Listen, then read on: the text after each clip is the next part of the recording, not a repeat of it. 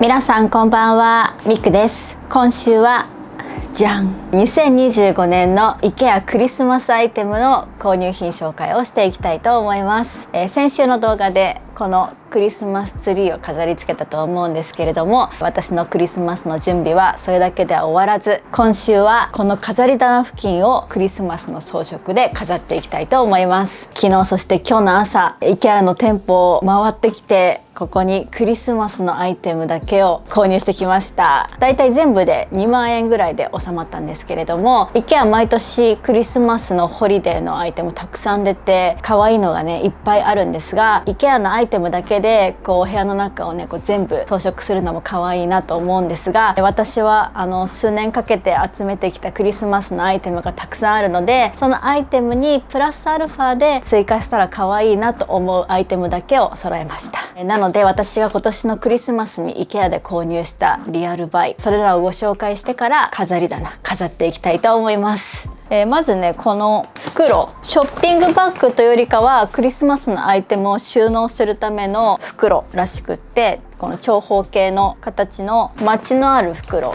そして上にこういう感じでチャックがついてる袋、これ 35×73×30 センチの収納袋なので、卓上サイズぐらいの小さめのクリスマスツリーだったらクリスマス終わった後ここのね収納袋に入れて保管できるかなと思います。私もねこれクリスマス終わったら自分の持ってるクリスマスアイテム入れて押し入れの上にこうしまおうと思って買ったんですけど、はい、この中にはこちらガーランドをね買いました。室内屋外用の造花のガーランドで松ぼっくり付き3メートル、これが今年の IKEA のアイテムで正直一番欲しかった商品かもしれません。この飾り棚の縁のところにこのガーランドをねこう沿わせて垂らしたいんですよね。海外のクリスマスデコレーションでよく見かけるんですけど、広げるとこういう感じで、ちょうどこの飾り棚端から端までがだいたい2メートル50とかその辺なので、ちょうどこれを沿わせたらね可愛いんじゃないかと思って買いました。ここについてる葉っぱ、こういう雰囲気のものと、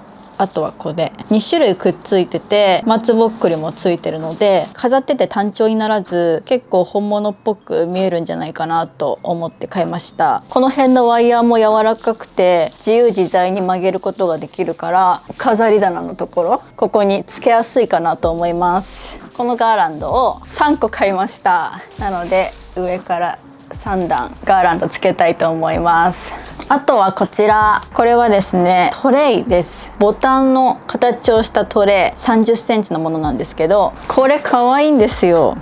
じゃーん、こちらボタンのトレイです。木製かな、本当にシンプルなボタンの形をしたトレイなんですけど、ポットとあとカップを置いて本当にトレイとして使うのも可愛いかなと思うんですけど、このねアルテックのスツール60、椅子として使うだけじゃなくってインテリア小物をディスプレイする役割としても使ったりするんですけど、この上にねクリスマスの可愛い置物とか置いても全然可愛いと思うんですが、1個このね赤いボタンのトレイをここに挟むだけでその上に置くアイテムがより生きてくると思うんですよ。なのでディスプレイ用としても購入しました。これ使ってみないとねこの可愛さってなかなかね表現しにくいかなと思うんですけど、絶対ディスプレイトレイとして使ったら可愛いと思って買ったアイテムです。あとこちら雪だるまの蓋付き容器買いました。こういう感じの雪だるまの陶器でできた容器なんですけど、こちら帽子を開けると中に何か物を入れれるってやつですね。この中にティーライトキャンドルを入れたいなと思って買いました。このティーライトキャンドル、これもすごく使うので私の生活の中で、特にホリデーシーズンはたくさんキャンドル灯すので、この容器の中にこういう感じで入れてキャンドル使いたいなっていう時にここから取り出すみたいな感じで使いたいと思います。次こちらも雪だるまのキャンドル買いました。これすごい可愛いんですよ。で雪だるま型のキャンドル、さっきのこの容器と同じデザインですね。それのキャンドルバージョンです。45時間灯せますね。これをねこのままディスプレイとして飾っても可愛いし、999円というねこんなに大きくて重いのに結構お手頃な価格だから、火を灯してガンガン使っていっちゃうのも可愛いと思います。あとライトコードも買いました。こちらワイヤーの電池式のライトコードなんですけど、こちらをね3つ購入したので、このガーランドに巻きつけて、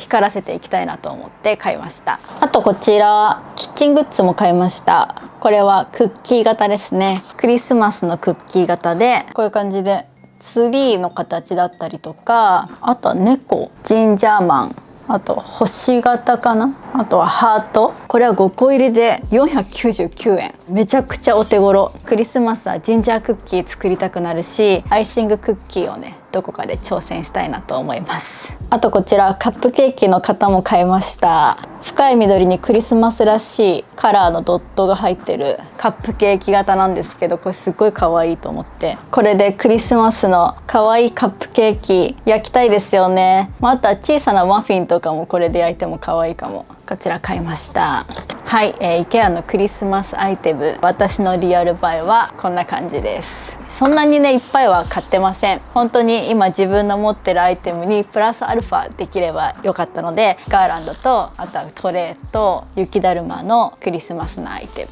電飾とお菓子作りのアイテム、それを購入して、だいたい2万円ぐらいでしたね。あとは IKEA じゃないんですけど、実はザラホームでも注文してたものがあって、それもねサクッと紹介したいと思います。まずこちら、これは何かと言いますとツリーライトです。これすっごいピカピカなんですよ。このツリーの葉っぱの部分が全部ライトになってるものなんですけど、これはね30センチぐらいの高さから180センチぐらいまでたくさんサイズがあるんですけど、私は多分これ50センチ台のものを購入しました。これを私の食器棚の上に置いて、ライトとして使おうかなと思って買いました。あとザラホームでは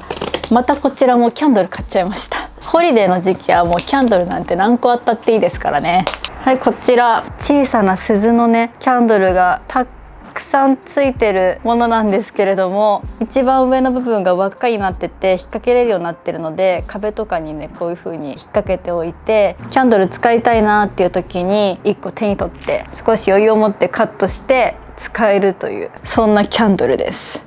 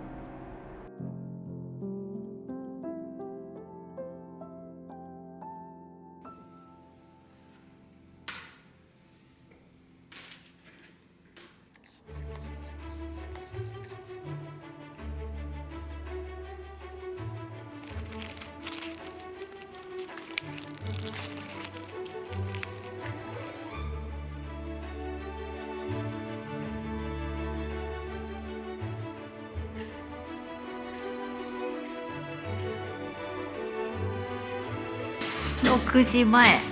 今日は15個作ることができました。だいぶコツをつかんできた。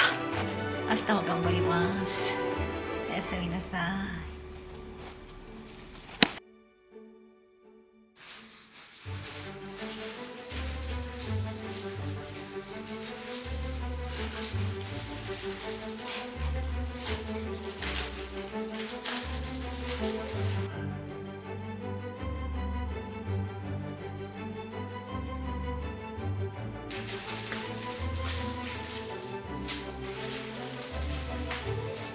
今日も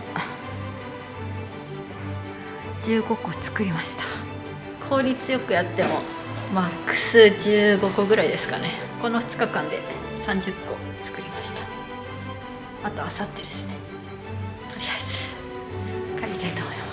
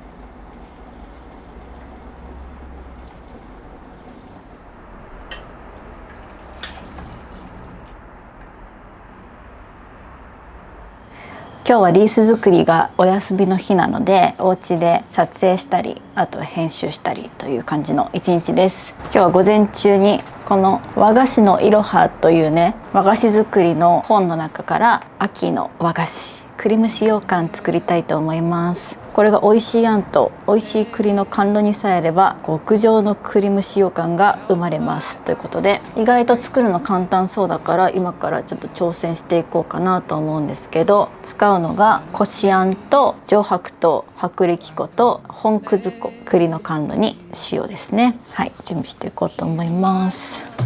なんかこの1ヶ月間ずっとリース作ってきて、こういうオフの日ぐらいはねだらだらね過ごしていたいところなんですけど、意外とねそうはならず、オフの日もなんか作ってたいみたいなモードになるんですよね。なんていうかインターバル的な感じかな。なんだろう、オフの日もなんか作っておかないと、また明日リース作る時になんか最初からねトップスピードが出ないというか、だからこういう休みの日も手を動かしておくことで、明日またリース作る時にこうさっとね作業に入れるっていう感じで、なので休みの日もこうやってお菓子作りをしてます。お菓子作りってすごく良くて、Vlog でね何回も言ってるような気がするんですけど、本当無心になれるんですよ。とにかくレシピ通りに手を動かしておけば美味しいものがね出来上がるし、その作ってる過程、その過程でめちゃくちゃ無心になれるんですよね。混ぜたりこねたりみたいなところで無になれる。なんだろう、粘土細工に近いかな。ストレス発散とか気分転換って人それぞれ違うと思うんですけど、私の中でのストレス発散方法で一番そのストレスが解消されるのはお菓子作りですね。本当にこれ作ってる時だけは何も考えずに済むっていう。特に和菓子はもっとよくって、なんか洋菓子よりもなんていうかこねたり形作ったりみたいな手先でちまちまやる作業が多いので、ちょっとね和菓子にハマってます。で今日は栗蒸し羊羹を作るっていう感じですね。もうねリース作りも半分までいって、あと4日か5日でリース作って、そして販売してすぐ発送なんですけど、先週の Vlog でも言ってたと思うんですけど、楽しいんですよね。ちょっと終わってほしくないぐらい実は楽しくて、何個でも作れるっていう気持ちでやってます。このお菓子作りもそうなんですけど、結構自分はこういうの作るの好きだなって昔からね思ってはいたんだけど、やっぱ本当にね好きなんだなっていうのを確信しましたね、この1ヶ月で。この効率をね重視する時代に逆行するかのように、自分の手で作るものっていうのにやっぱり魅力を感じて、それが今回はリースだったんですけど、いろいろ挑戦しながら見つけていきたいななんて気持ちがあります。でもなんか自分がこの先どうなっていきたいのかはまだやっぱりつかめてなくて、夏にフィンランド一人旅行った時に自分の手を使って物を作る人になりたいなっていう漠然とした夢ができ、どういうのがやりたいのかなと思ってリースを作ってみて、でもだからといってじゃあ私リース作家になりますとかそういうわけでもないような気がして、ものづくりをしたいなという漠然とした夢、それが一体何なのか、どういう道に進んでいくのか、それはやっぱりまだ自分の中ではなんか確信を持てる部分はないです。でも見つけれるような気がして、この先そういうものづくりをしたいっていうその道の上に乗ってはいる気がして、その感覚をつかめただけでも今年はもうね万々歳なんじゃないかななんて思ってますけど、夢って本当にそう簡単に見つかんないんですよね。こうなりたいっていうのってそんな昨日今日とかで見つけれる話じゃなくて、本当に何年もかけて見つけていく、そういうのが夢なのかなって思ったりなんかして、なんかやりたいことってやっぱそう簡単には見つかんないですよね。20歳超えたぐらいから5年に一遍ぐらいはなんか今この状況大丈夫なんだろうか、新しく何か挑戦した方がいいんじゃないか、もう一個新しい夢を見つけた方がいいんじゃないかってもう模索してやってきたんですけど、5年ごとにじゃあ自分の人生変えてこられたかっていうとそうではなくって、20歳から仕事を始めて25歳になった時にこのままでいいんだろうか自分の人生って思って変えようと思ったけど、やっぱすぐには変えれなくて、次やりたいことが全然見つからなくて、そこからまた5年かけて、この今やってる YouTube にたどり着いたんですけど、そこからまた来年35歳になって5年経つ時にやっぱりなんかまた自分の人生変化させていきたいなっていう気持ちが湧き上がる気がしてて、多分その予兆を感じてて、今年のね夏フィンランド行った時になんかやっぱ何かまた変えていこうって思っただと思うんですけど、だからといって多分すぐには見つからない。多分私が40歳ぐらいになる時に何かしらの、夢だったり挑戦だったり自分の人生をまた一つ変えて階段を上がっていく何かを見つけれるんじゃないかなと思います。今その過程にいるっていう感じで、夢を見つけるまでの過程をこうやってアウトプットする場所があるので、ここからまた少しずつ自分がやりたいことをどういうふうに見つけていくのかっていうのを実験的な感じで皆さんに見せていきながら、自分の中でも何がやりたいのかな、どういう風になりたいのかなっていうのを探していける、そんな日々を過ごせていければいいなと思ってます。だからよくやりたいことがね見つからない、どうやったら見つけれますかみたいな質問をねありがたいことにいただくことがあるんですけど、私もよくわからないでもこういう風にクリーム使用感ね買った方が早くて美味しいのに、自分で作ってみたらどういう風な味になるんだろう、どういう風に楽しさをそこで見つけられるのだろう。そして今お茶にハマってるからね、自分で作った羊羹を茶菓子にして好きなお茶飲んだ時に自分がどういう気持ちになるんだろうっていうのを毎回実験していくことで、これはあんまり向いてないかもとか、これだったらやれるかもとか、そういう仕分けができていくような気がするんですよね。だから今日はクリーム使用羹を作ってみたいと思います。失敗するかもしれないけど、それもまた挑戦。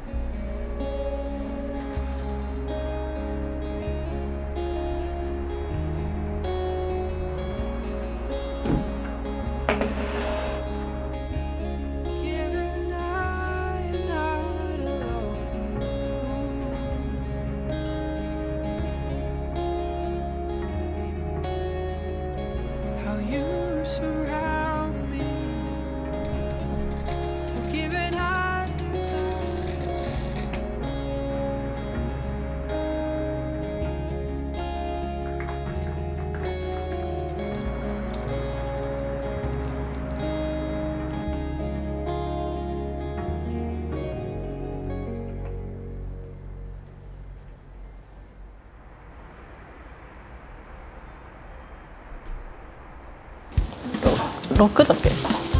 46。始まりました。最近土曜ラジオ第46回。今週もどうぞよろしくお願いします。よろしくお願いします。はい、今週もちょっとリースを作りながらラジオをさせていただきたいなと思うんですけれども、このラジオは私がアトリエを持って私たち夫婦が半別居生活になったということで、私たち夫婦の今をお届けするそんなラジオになっています。リース作り2週目、ペース上がってきたんじゃないですか。早くなってきたね。早くなってきた。1日15個作れるようになってきて、今日は20個はいかないかなと思うので18個目標ですね、リアルな数字でいうと。先週ご当地日帰り激渋温泉グランプリということで、皆さんからいい温泉あったら教えてくださいって募集したんですけど、たくさん来たね。これまためちゃめちゃ来たね。ね、200件ぐらい来たんじゃない。そんな来た。いや来たでしょ。皆さんなんだろう、アピールがうまくてというか、もう全部行きたくなっちゃって、本当はこの先週の週末から月曜日にかけてどっか行こうとしたんだよね。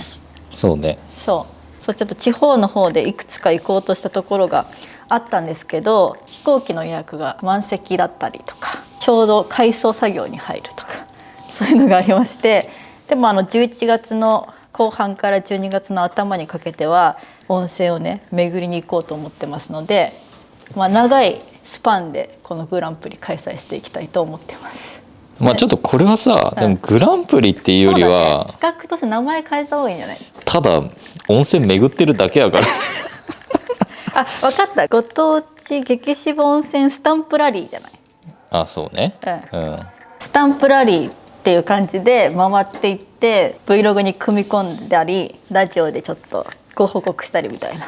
そうね。その送ってもらったやつ俺もちょいちょい調べて、どんな感じのところなんやろうと思って見てみたけど、本当個性豊かっていうか、そう本当ですね。ナンバーワンを決めるのはなんか難しそう。そうね、正直その行った時の天候とかにもよりそうだし、人の混み具合とかもありそう、だからランキングっていうよりは味合わせていただくって感じ本当に味合わせていただいて、私たちなりのレビューをすることで、ちょっと行ってみようかなみたいな、ふうに思ってもらえる人が一人でも多く増えたらいいなというような企画をしていきたいと思います。ご当地激渋温泉スタンプラリー、これもね今週も引き続き募集してますので、ここの日帰り温泉最高ですよっていうのがあればコメントで教えていただけると嬉しいです。で先週今まで作った動画のさ、何が好きだったみたいな話したじゃん、俺結構なんか意外と好評でさ、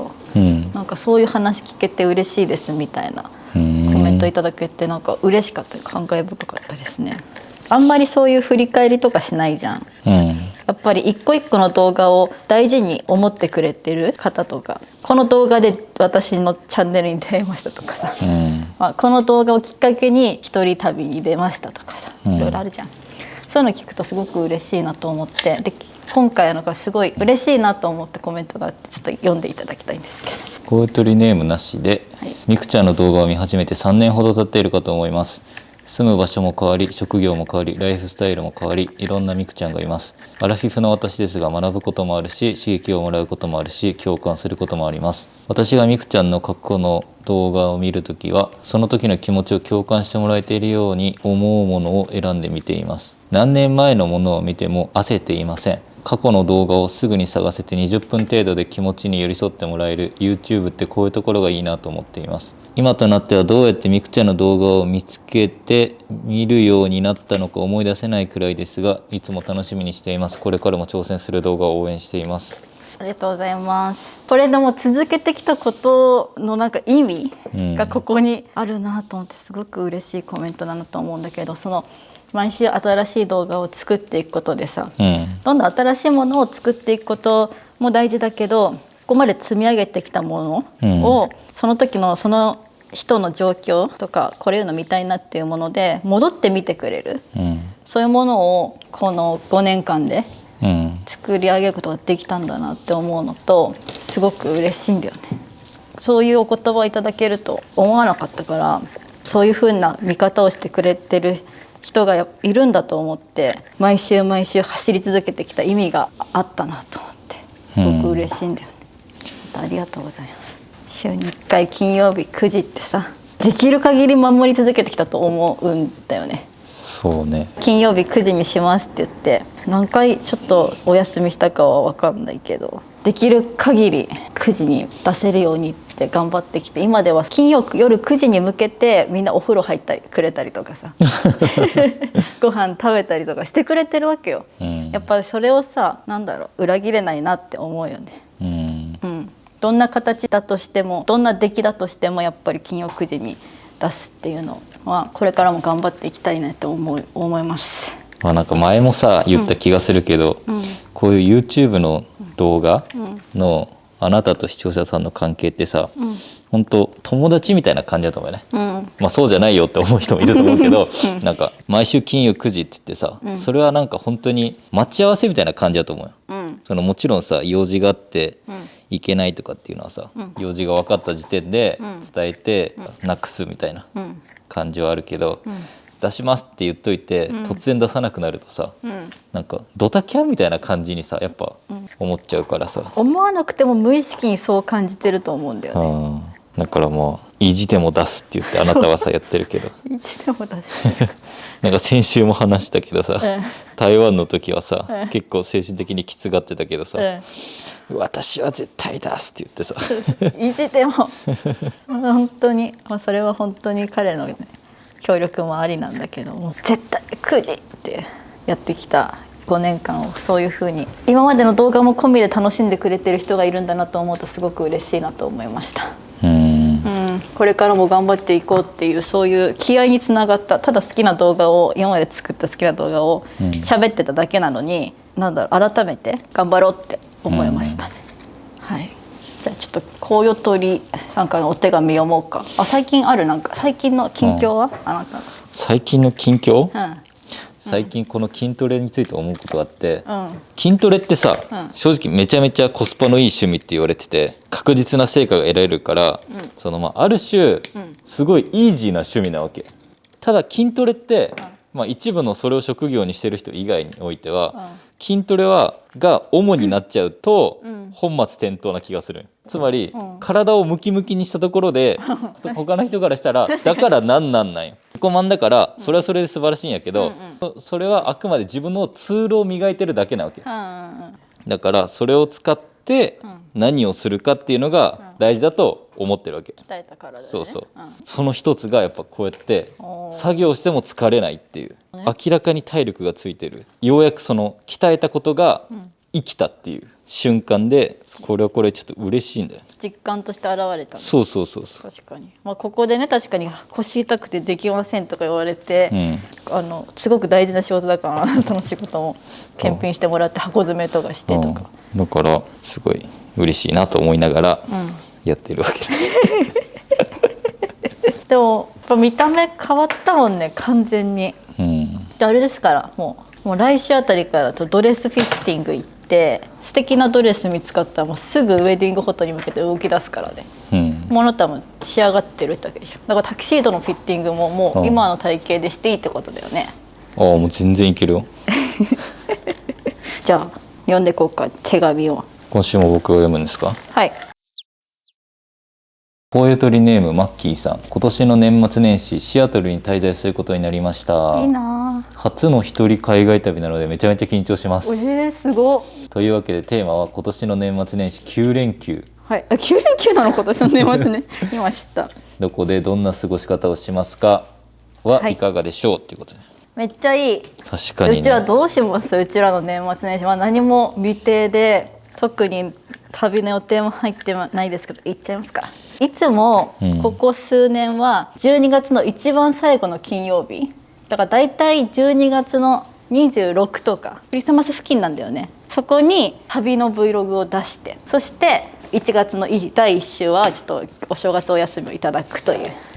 流れなんですけど、去年はフィンランドにオーロラを見に行きました。あれ去年か。はい。一昨年はドイツとフランスのクリスマスマーケットに行きました。あれもう2年前か。そうです。その前の年は、初めてフィンランドに行きました。なので今年もなんかそういうスペシャルっぽい感じの旅しちゃいます？どうです？ちょっとしたいなっていう欲はむくっと最近この1週間ぐらいで起き上がってきたんですけど行くとしたらどこ行きたいかを話そうここで、まあ、国内国外問わず。俺国内やったらもう間違いなく青森に行きたい。青森なんなら俺いいよねもう、毎年毎冬行きたい。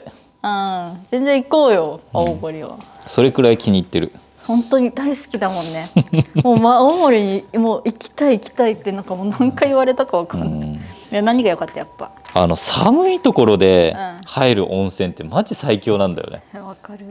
そうあとやっぱさ魚がうまい。そうね、そうおいしい。なんかそこら辺の居酒屋美味しかったもんね普通に。海外だったらハノイとか。ハノイってどこだっけ？ベトナム。ベトナムね。なんかね人気だよね今。いいらしいんだよね。なんかねこの前なんか知り合いがねハノイに行ってて、なんかねあっちの方ファン多いよね。多い。なんかリピーターも多いイメージ、でも行ったことないんだよね。私は今年は行きたいのはハワイと。なんでまたハワイ島いいよ。マウナケア火山ってハワイ島だよね。夕日とか朝日見れたりとか、山の上登って星空とか。ハワイ島はさ、オアフ島よりも人少ないからより自然感じれて、海も山もある。あと馬とかにも乗れるし。馬。ハワイ島行きたいな。あとはアイスランド。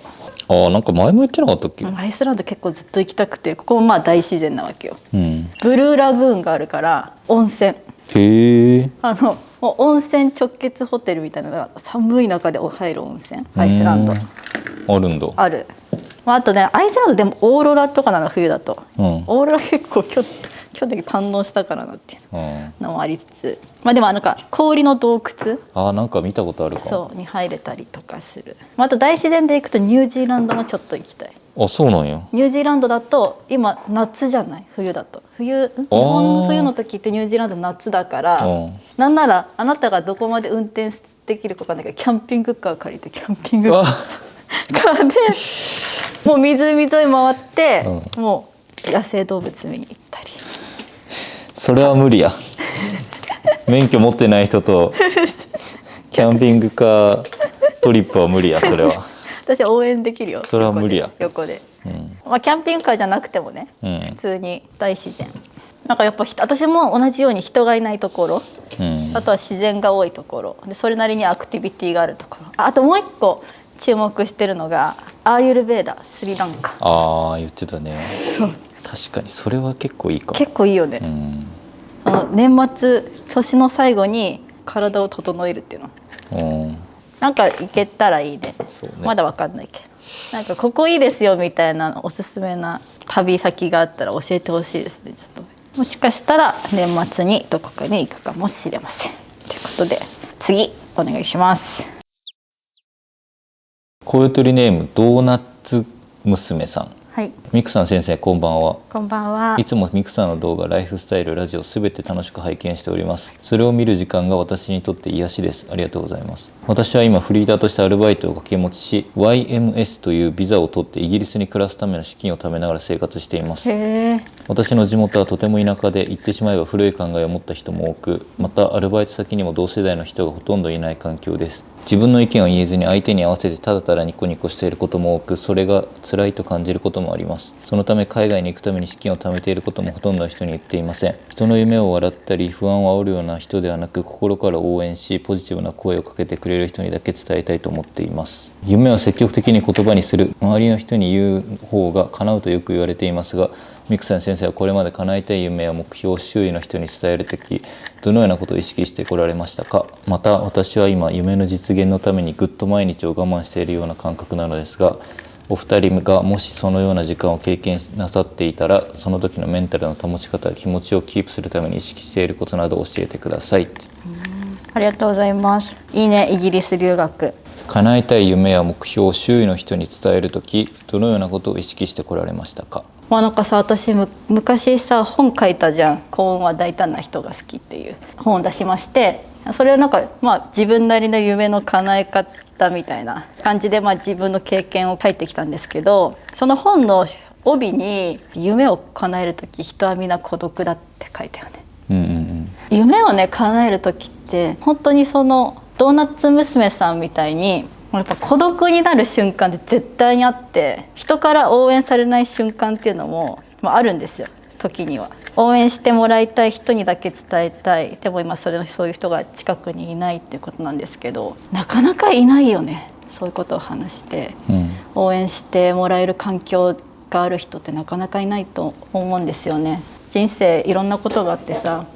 いろんなことを諦めたりする人もいる中でさ、夢に向かって頑張ってるんですっていうのって、人生経験的にやめときなよっていうのもあれば、私はちょっと諦めたのになって思ってしまう人もいると思うからさ、なかなかポジティブな言葉だけではないと思うんだよね。私が人に伝える時、そういう夢がある時はあんま応援してもらおうと思って言ったことないかもしれない。例えば私は CA になるんです、なりますって、宣言に近いというか、なんかああそうですかっていう感じ別に共感を求めてないみたいな。そうとか、例えば YouTube 始める時とか、いやこういう風な動画撮ってこういう風にやったら面白いと思うんですよね、なのでこういう風にやりたいと思いますっていう、勝手になんかこう自分でバッて伝えて、聞いてくれてありがとうございましたっていう感じその喋ってる中で自分の夢をブラッシュアップしてる感じに近かったから、あんまりなので応援してくださいっていう気持ちはなかったかも。心のどっかであったのかもしれないんだけど、人に宣言することによって自分に聞かせる、に近くって、人に宣言しちゃった手前頑張んないとなっていう、ちょっとよしやるぞっていうやる気につながってたから、聞いてくれそうな人には別に応援はいらないんだけど、こういう風になりたいんですよね、ありがとうございました、聞いてくれてっていう感じで、伝えてた。あなたはある、そういう経験？どうだろう。あなたはあんま宣言しない系の人だよね。割と自分の中に留めるタイプかな。それがどうなのか分かんないけど、共感してもらえるってことは、多分すでに誰かが叶えた夢だったり、誰かが叶えてうまくいってるもの、歩いてきた道ね。そう誰かがそうだから周りから見ても、確かにその道に行けば正解だよねみたいなことなんだと思うよね、共感してもらえるってことは。そうだね、確かに。でもそれは結構この時代危うくないって思ったりもするわけ。どういう意味で危うい？いやつまり、時代の変化がやっぱ早すぎる、今、でその時に目の前に成功している人がいて、同じ道をたどったとしても、もう正解ではない時代だと思うよ。そうだね。そう歩いてるうちに変わっちゃってましたみたいな、ね、だから逆に否定されてるぐらいの方が一発ありえるっていう、新しい道歩いてるみたいな。そうってことを考えると、逆に共感されない環境に身を置くことってものすごい今重要な気がするわけ。確かに共感されてたらもうあまりにもそのデータがありすぎるってことだもんね。みんなが言ってるから結局成功しないかもしれないしね。っていうことなんですよ。いや確かに時代変わってる。みんなが、それいいねって言ってることって、わかるよ。新しい時代でもいいねなのかはそうだね、わからない。だってあなたが子供の時にさ、私は将来なんか動画を作って、冬になったらリスを作る人になるって言ってたら、いややめときなさいって絶対言われてると思うよね。言われてるね、絶対。なんかでもさ、それが今まかり通る時代になっちゃってるわけ。確かに夢を共感してもらえることが果たして正解なのかっていうのはギリな時代な感じはする。本当そうだね。だってしかもドーナツ娘さんに関しては留学が最終地点じゃないでしょ。留学からその先があって、より今後その留学した後もその夢共感してもらえないシーンって多くなると思うんだよね。確かに共感してもらう必要ってないのかもね。共感されたら、やばい夢変えなって確かに思った方がいいまである可能性もあるから。そうだね、確かに。例えばこのリース作りもさ、なんで自分で作ってるのって、やっぱそれは否定じゃないよ、否定じゃなくてなんで手作りなのみたいなさ疑問でこう聞かれることって多いの。これをやりますって言った時、周りからね。でもこれってやっぱ私たちの中ですごく先のことまでいろいろ考えた上でのやっぱ一歩だったりして、それを別にこの最初の一歩目から共感してもらえる必要はないと私も思ってて、だから確かに共感される意味って何なんだろうね。応援してほしいってやっぱ人って思うけど、応援されたところで確かに何なんだろうっていうのはあるね。もちろんそれがエネルギーになったりとか、それによって輪が広がるものもあるんだけど、人が歩いてない道を耕す先に成功ってやっぱあるんだろうね。わかんない。あったりするんだろうね。全部が全部そうとは思わないけど、確かに共感とは何なのか難しいよねその共感されたから成功するわけでもないし、いやそうなんだよね。あなたみたいに孤独でやった方が成功するって思う人もいるだろうし、今回のドーナツ娘さんもさ、こっそりお金を貯めてイギリス移行してると、そうだね。誰にも基本的に人に言ってないってことだよね。それはさ、なんか逆に言うと強みにもなるわけじゃん。英語もさ、学ぶだけじゃなくてさ、結局どう使うかのツールだから。筋肉と一緒でさ、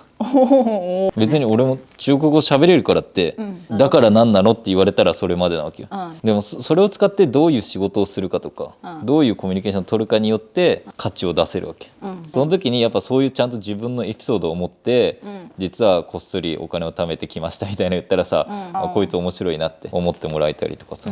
だからちゃんと見てくれてる人ちゃんと見てくれてるからね。いやそうなんだよね。不思議なもんで実はね、言葉にしてが応援してるよとは言ってないけど、実は見てくれて評価してくれて、なんか回り回ってつながったりしたりとか、いや本当あるからね。本当にあるから、意図組んでくれてる人っているんだよね、言ってなくても、なんか共感してくれる人を見つけに行くっていうよりは、出会えたらラッキーぐらいでいい気がするけどね。そうね、見つけに行くだと結構しんどくなるかもしんないし、よこしばな気持ちが生まれちゃうと思うんだけど、でも大前提として確かに共感されない夢未来ありなのかもしれない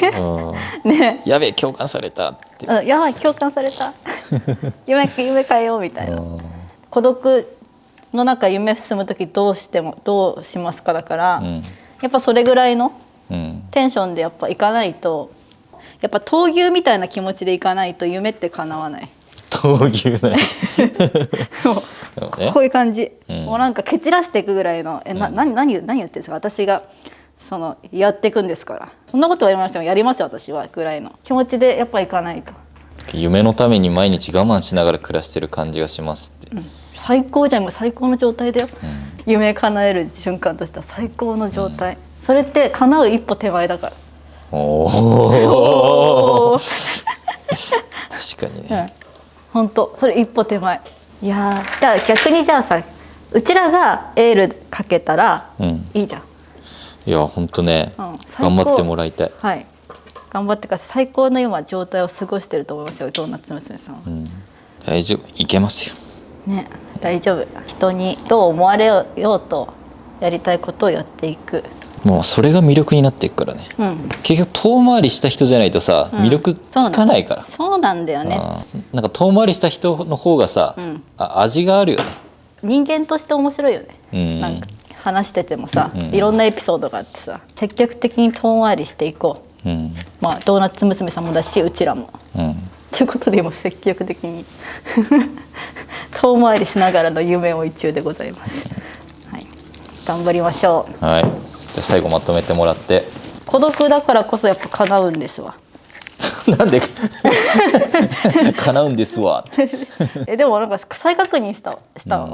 あの時何気なくその時夢の渦中の時に思ってたんだけどね、孤独だなってすごい、だけどやっぱそうだわ、孤独を感じた分だけ夢への距離近いと思うわ。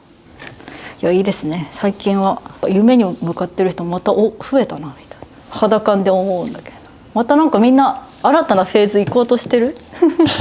それはあなたがまたこうやって挑戦をしてるからじゃない。引き寄せてる。引き寄せてる。なるほど、共鳴してるってことか、いいですね私もなんか進んでいかないとな、どんどん頑張ろうね、うちらも。じゃあ負けてらんないですね。負けてらんないっすね、ドーナツ娘さん。そんな感じでいいですかね、今週は。はい、じゃあ引き続き最近東洋ラジオでは私たちへの質問相談またはトークテーマ、あとは全国日帰り激渋温泉スタンプラリー開催中ですので、この温泉すごくいいよっていうのがありましたら随時募集中なのでコメント欄に書いていただけると嬉しいです。はい、それでは今週もありがとうございました。また次の動画でお会いしましょう。バイバーイ。